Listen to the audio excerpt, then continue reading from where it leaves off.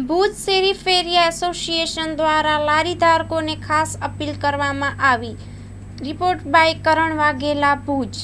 જી, હાલની પરિસ્થિતિને લઈને તંત્ર દ્વારા જે બંધનું એલાન કરવામાં આવ્યું છે ત્યારે બધી જગ્યાએથી સારો સહયોગ મળી રહ્યો છે, ત્યારે શેરી ફેરિયા એસોસિએશન તરફથી પણ શું આપનું આયોજન કરવામાં આવ્યું શું છે?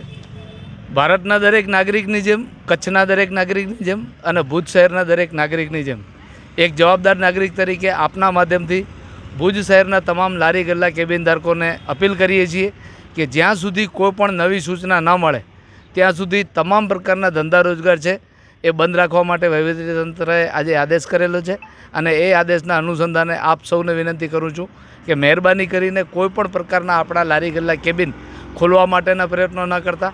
જે પણ જવાબદારી સરકારે આપણા ઉપર વિશ્વાસ કરીને આપણને આપી છે એ એક નાગરિક તરીકે આપણે જવાબદારી નિભાવીએ, તંત્રને સહકાર આપીએ। કોઈપણ પ્રકારની અફવાઓથી પણ દોરાવવાની જરૂર નથી, કોઈપણ પ્રકારની બીક રાખવાની જરૂર નથી। અત્યારે દેશ માટે આપણે આટલો સમય આપવાની ફરજ છે આપણી અને એ રીતે આપણે જવાબદારી છે કે આપણે આપણી ફરજ નિભાવીએ। તમામ લારી ગલ્લા કેબિન ધારકોને ફરી એક વખત વિનંતી કરું છું કે કોઈપણ પ્રકારનું જોખમ ઉપાડ્યા વગર આપ સુરક્ષિત સલામત પોતાના ઘરે રહો। જીવતા હશું, બરાબર હશું, તંદુરસ્ત હશું તો ચોક્કસપણે આપણે ધંધો રોજગાર કરી કમાઈ અને પરિવારનું ગુજરાન ચલાવી શકશું, શહેરને પણ મદદરૂપ થઈ શકશું।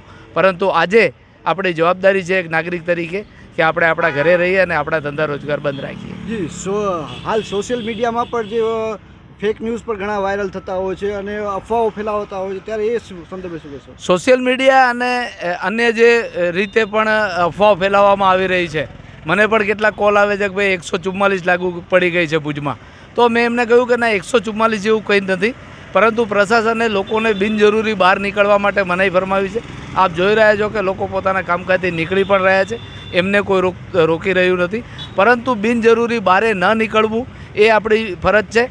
અને સોશિયલ મીડિયા ઉપર કે કોઈપણ પ્રકારની અફવા આપણને મળે તો આપણે અધિકારિક તौरથી જે નંબર આપેલા છે, કંટ્રોલ રૂમ છે, 100 નંબર છે, પોલીસના નંબર છે અથવા વહીવટીતંત્રના જે પણ નંબરો આપણી પાસે ઉપસ્થિત હોય એ નંબર ઉપર કોલ કરી અને સત્તાવાર માહિતી શું છે એની સંપૂર્ણપણે જાણકારી મેળવી લેવી જોઈએ।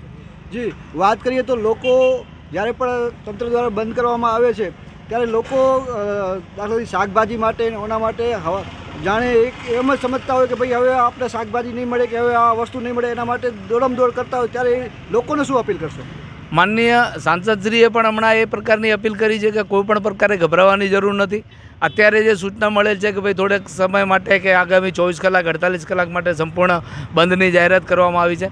લોકોએ જરૂરી માલસામાન ખરીદવા માટે નીકળવું જરૂરી છે, પરંતુ એટલું પણ જરૂરી નથી કે આપણે એકદમથી બધું ભેગું કરી લઈએ, કારણ કે જો તમે બજારોની અંદર વધારે ગીરદી કરશો તો બજારોમાં કેટલાક લોકો જે છે એ આ તકનો લાભ ઉપાડશે અને ખોટા ભાવ વધારો કરશે અને લૂંટવાનો પ્રયત્ન કરશે।